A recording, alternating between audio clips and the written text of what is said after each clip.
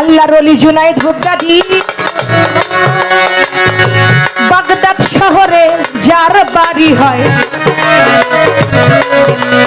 একদিন ভক্ত পরীক্ষা করবে, মুরিদ পরীক্ষা করবে এই না দুনিয়ায়।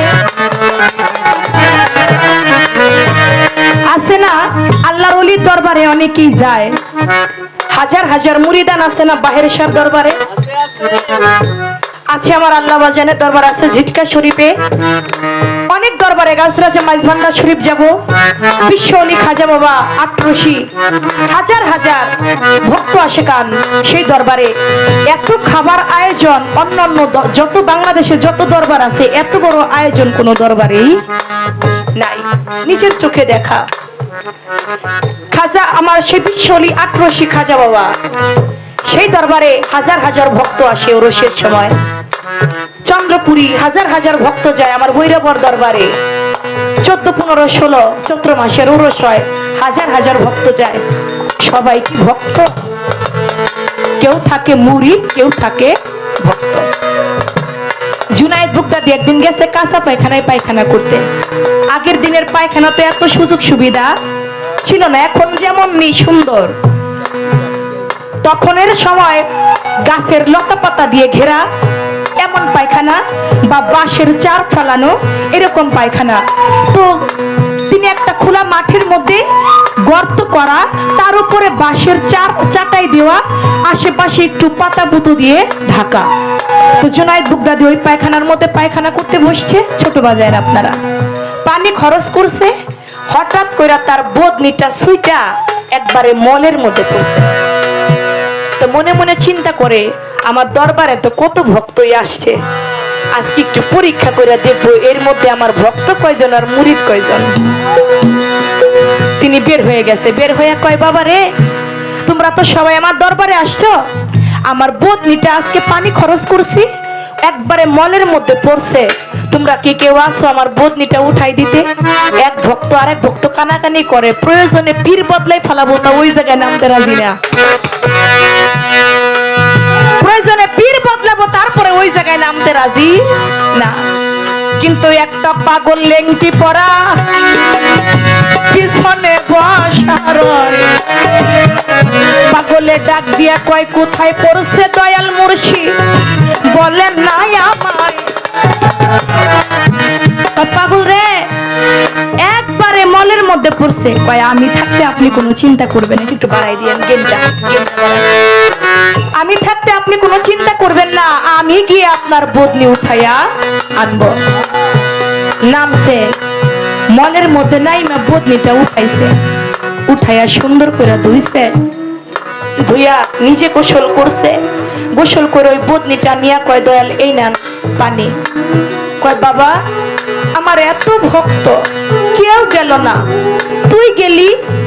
কয় দয়াল রে জগতে আপনি ছাড়া আমার আর কেউ নাই, ছোটবেলায় আপনার কাছে আসছি, আপনার রূপে নয়ন দিয়েই তো আমি পাগল হয়েছি, আমি যে জুনায়েদ নাম ব্যতীত আমি যে আর কোনো কিছুই বুঝি না, এজন্য মুর্শিদ আমি গিয়ে উঠাই নিয়ে আসলাম, এই নেন আপনি বদলি। যা তুই যেহেতু আমাকে ভালোবাসলি, আমাকে ভালোবেসে তুই ময়লার মধ্যে নামলেও তুই দ্বিধাবোধ করলি না, আমি তোকে দোয়া করে দিলাম, তুই লেংটি পরে থাকস, তুই পাগল, তুই একটা রাজার মেয়ে বিয়ে করবি। কয় কি কয় দয়াল আপনার মনে হয় ভুল হইতাছে। কয় কেন? কয় আমি পাগল মানুষ, আমি থাকি ল্যাংটা, কখনো ল্যাংটি পরি কখনো পরি না, আমার যদি ল্যাংটা দেখে কোনো রাজার মেয়ে কি আমার সাথে বিয়ে বসবে? দয়াল আপনার কথাটা হইল না তো। কয় আমি জুনায়েদ যেহেতু বলছি তুই রাজার মেয়ে বিয়ে করবি। বলা তো হয়ে গেছে, দরবার থেকে বের হয়ে গেছে জুনায়েদ, দরবার থেকে পাগল বের হয়ে গেছে। কিছুদিন চলে যায়, জঙ্গলে বৈশা ধ্যান সাধনা করে, হঠাৎ করে চক্ষু মেলে তাকিয়ে দেখে এই ভব সংসারে কিছু রাজার ছেলেরা তার সামনে দিয়ে যায় রাজ পোশাক পরিধানে। পাগলের মনে পড়ে গেছে আমার জুনায়েদ বলছে আমি রাজার মেয়ে বিয়ে করবো এই ভব সংসারে। গুরু কথা কখনো মিথ্যা হইতে পারে না। আমি যাব তাদেরই সঙ্গে, রাজার মেয়েকে বিয়ে করে এনে দেখাবো আমার জুনায়েদের। গেল, চলে গেল তাদের পিছনে পিছনে পিছনে হেঁটে দেখে যে রাজার ছেলেদের সাথে একটা পাগল। কয়, কিরে তুই কই যাস? আপনি কই যান? আমি রাজার মেয়ে বিয়ে করতে যাই। আমরা আমিও তো রাজার মেয়ে বিয়ে করতে যাই। কয়, তুই দিলেন কি পড়া? কয়, তাতে কি, আমার দয়ালে কইছে আমি রাজার মেয়ে বিয়ে করবো, এই জন্য আমি আপনাদের সাথে যে আমাকে নিয়ে চলেন। কই থেকে যে পাগল আসে, যা যা যা, তুই আমাদের সঙ্গে আসিস না। বাড়ির ভিতর ঢুকে গেছে, রাজ দরবারের ভিতরে মন্ত্রী মশাই এসে জিজ্ঞেস করতেছে, তোমার বাবার নাম কি? যারা রাজার ছেলে তারা বলে আমার বাবার নাম অমুক রাজা। আরেকজনকে জিজ্ঞেস করে, তোমার বাবার নাম? বলে আমার বাবার নাম অমুক রাজা। বলে তোমার বাবার নাম? বলে অমুক রাজা। পাগল রে কয়, তুই এই জায়গায় কেন? কয়, আমি রাজার মেয়ে বিয়ে করতে আইছি। কয়, তোর বাবার নাম কি? কয়, আমার বাবাই কোনো রাজা টাজা না, আমার বাবা জুনায়েদ বুগদাদি। কয়, তাহলে এই জায়গায় কেন তুই? তোর বাবা যদি রাজা না হয়, জুনায়েদ বুগদাদি হইলে কি হবে? বলে আমি রাজার মেয়েকে বিয়ে করতে আসছি। আরে পাগল, রাজার মেয়ে বিয়ে করতে হলে হয় রাজা হইতে হয়, নয়তো রাজার ছেলে হইতে হয়, তা না হইলে রাজার মেয়ে বিয়ে করা যায় না। তুই বের হ। কয়, না আমি বের হব না, তুমি গিয়ে তোমার রাজা মশাইরে কও আমি তার মেয়ে বিয়ে করতে আসছি। মন্ত্রী গিয়া কয়, রাজা মশাই, রাজার ছেলেদের সঙ্গে একটা পাগল ঢুকা পড়ছে, পাগল রে তাড়াইলো, পাগলে যায় না। কয়, শোন, পাগল রে তাড়াইলে নি পাগল যায়, পাগল রে কৌশল করে তাড়াইতে হয়। কয়, কি কৌশল? পরে গিয়া কবি, রাজার মেয়ে বিয়ে করতে হইলে হয় রাজার ছেলে হইতে হয়, আর নয়তো 7 রাজার ধন মানিক লাগে, তা না হইলে রাজার মেয়ে বিয়ে করা যায় না। পাগল রে তো গিয়া কইছে, কয়, মানিক কয়টা লাগবে? মনে মনে চিন্তা করে, রাজারে তো 1টা 2টা দিয়েই বুঝাইতে পারবো, আমি 7টার কথা কই। দেখেন তখনও দুর্নীতি চলে। আমি 7টার কথা কই, রাজারে তো 2টা দিলেই রাজা খুশি।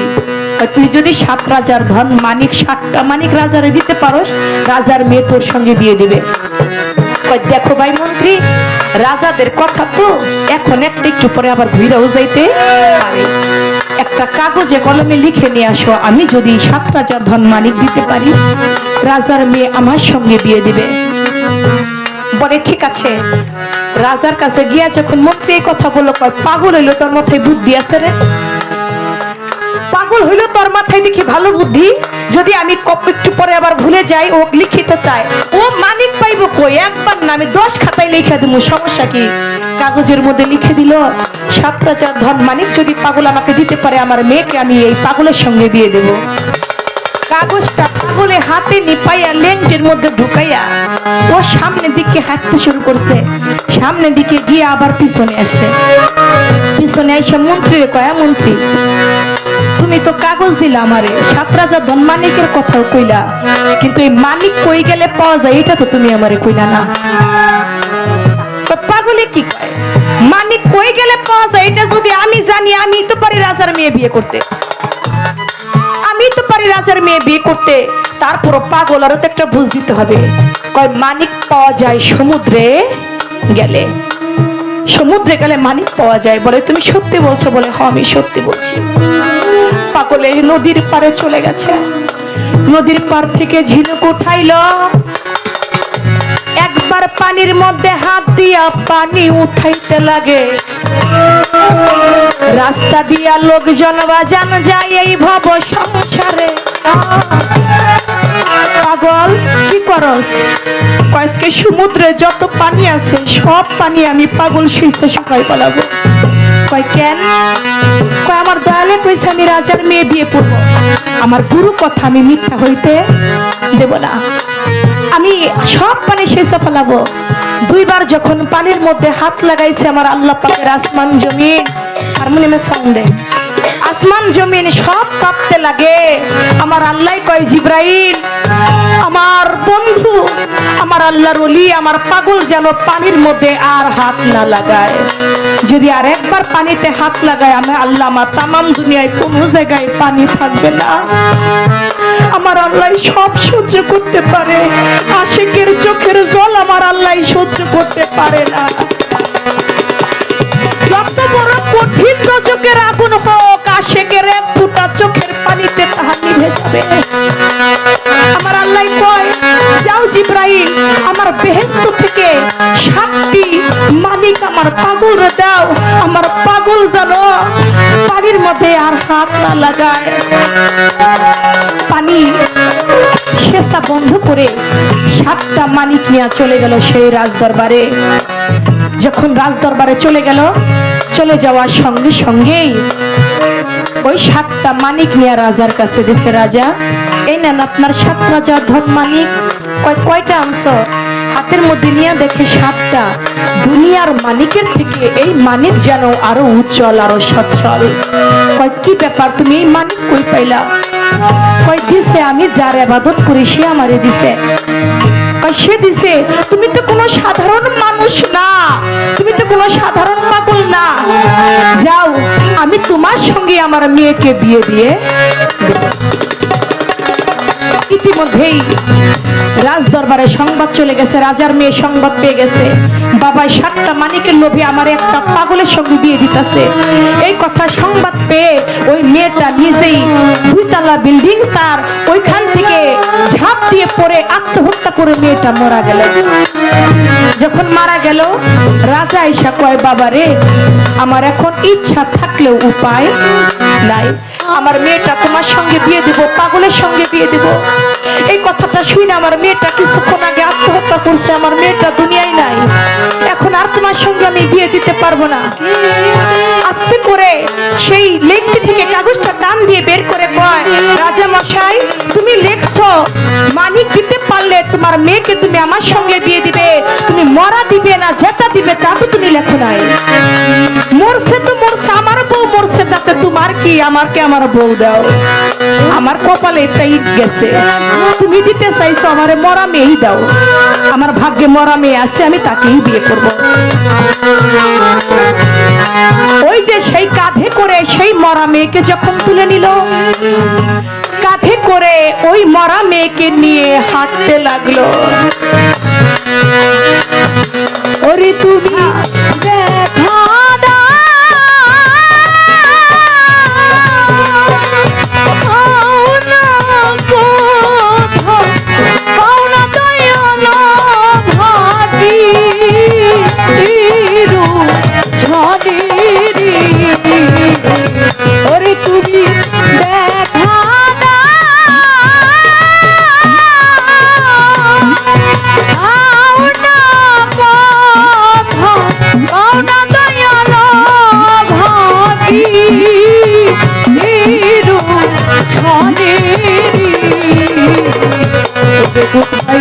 রইলা রে দয়াল আমার,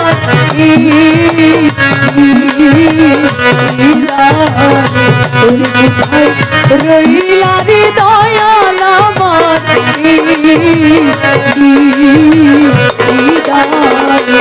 আসার পর যাইয়া রে যাইলা দয়াল আমার বেলা আয় ডুবি আসার পরে যাইয়া রে যাইয়া দয়াল আমার বেলা আয় ডুবি। ওরে তুমি আইলা না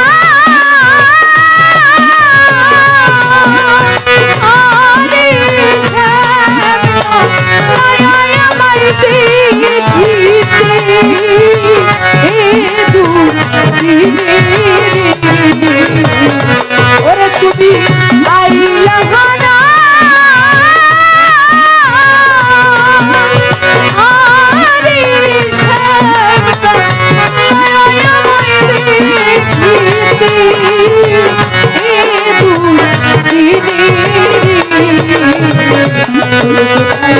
রইলা রে দয়াল আমার,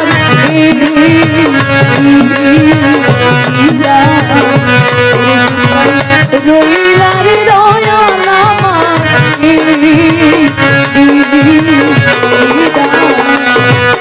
যেদিন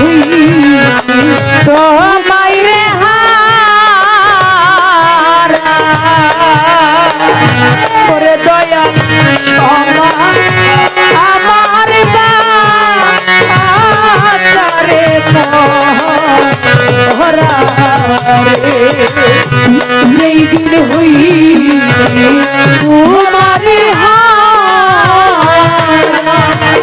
হরি দয়াল সমান আমার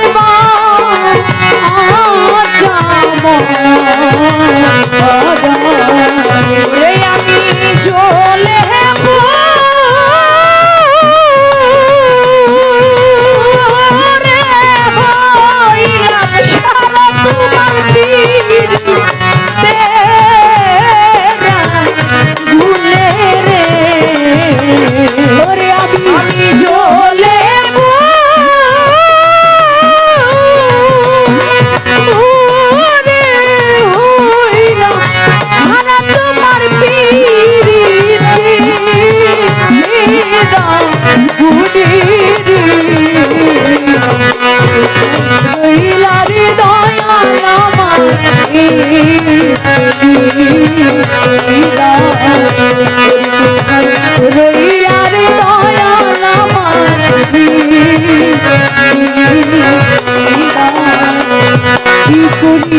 মেয়েটাকে কাঁধে নিয়ে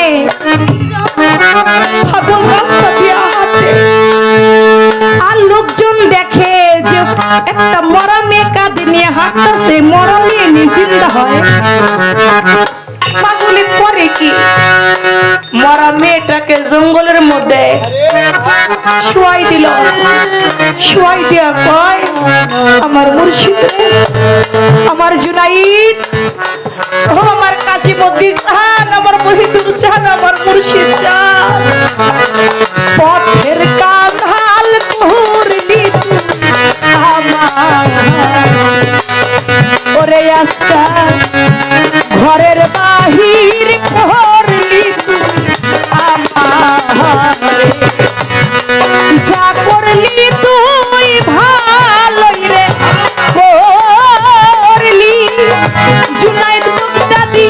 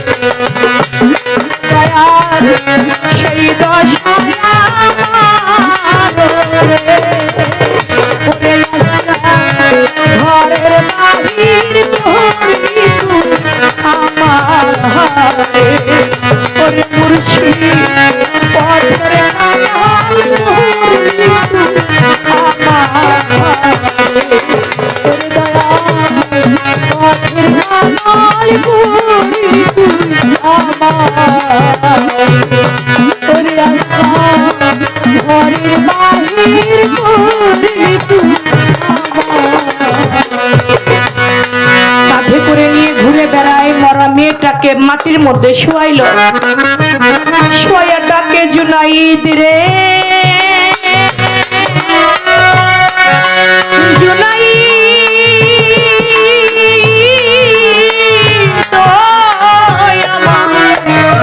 নিদানের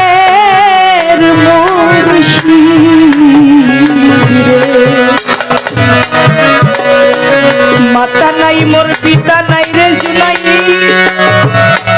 আমার নাই রে জোরের ভাই। অসময় নিদানে যাইয়া কার ছায়াই ধরাই, আমার মাতা নাই রে পিতা নাই রে, আমার জুনাই নাই রে জোরের ভাই। অসময় নিদানে যাইয়া কার ছায়াই ধরাই, আমার মুর্শিদ তুমি কোথায় রইলে, মুর্শিদ তুমি কোথায় রইলে, একবার দেখা দাও আমারে দয়াল তুমি কোথায় রইলে, একবার দেখা দাও আমারে মুর্শিদ তুমি কোথায় রইলে। নিদানের কান্ডারি জুনাইদ, আমার কোনো ইচ্ছা ছিল না আমি রাজার মেয়ে বিয়ে করব। তুমি যেহেতু বলছো আমি রাজার মেয়ের বিয়ে করব, তোমার কথা হইতে হবে সত্য, নয়তো যে আমার গুরু নামের কলঙ্ক হয়ে যাবে জুনাইদ, নয়তো আমার মুর্শিদ নামের কলঙ্ক হয়ে যাবে। তুমি না কইছো আমি আমি একটা রাজার মেয়ে বিয়ে করব, তাই যদি হয় তাহলে আমার বউ কেন মারা যাবে? আমি এই যে এই বেলায়েত আমি কাঁধে নিয়েই ঘুরবো যতক্ষণ না পর্যন্ত তুমি জিন্দা করে না দিবা। আমি এই বেলায়েতটাকে আমি কাঁধে নিয়েই ঘুরবো যতক্ষণ না তুমি জিন্দা করে না দিবা। কাঁধে করে নিয়েই ঘুরে হঠাৎ জুনাইদ বুগদাদির নামটা যখন স্মরণ করছে, দেখে মরা মেয়ে জিন্দা হয়ে গেছে। মরা মেয়ে জিন্দা হয়ে গেছে। পাগলে তারে বিয়া করছে, বিয়া কইরা জুনাইদ বুগদাদির কাছে গেছে, কয় কি রে তোরে কইছিলাম না তুই রাজার মেয়ে বিয়ে করবি? কইতাইলে মারছিলাম, করে ওইটা তো তোর বেলায়েতি শক্তি আমি সবাইকে দেখাইলাম, নয়তো তুই যে পাগল তোর নাম তো প্রকাশ পাইতো না রে, তুই যে পাগল তোর বেলায়েতটা তো প্রকাশ পাইতো না। আমি জুনাইদ আমি প্রকাশ করলাম তোর কাঁধের মধ্যে মরা মেয়েকে দিয়া, তোর কাঁধের মধ্যে মরা মেয়েকে দিয়ে আমি তোকে প্রকাশ করলাম, আমি তোকে জিন্দা করলাম। সেই মরা মেয়েকে বিয়ে করবার পরে তার ঘরে একটা সন্তান হইল, যার নাম হইল বলকের বাদশা ইব্রাহিম হুদা। এই বেলায়েতটা কাঁধের মধ্যে নিয়ে তিনি ঘুরেছিল। মুর্শিদ সেই বেলায়েতি শক্তিটা দিয়েই তাকে দুনিয়ার বুকে প্রকাশ করে দিল, যার নাম হয়ে গেল আদম পাগল। যার ঘরে একটা সন্তান হইল সে পরবর্তীতে হইল বলকের বাদশা ইব্রাহিম হুদা।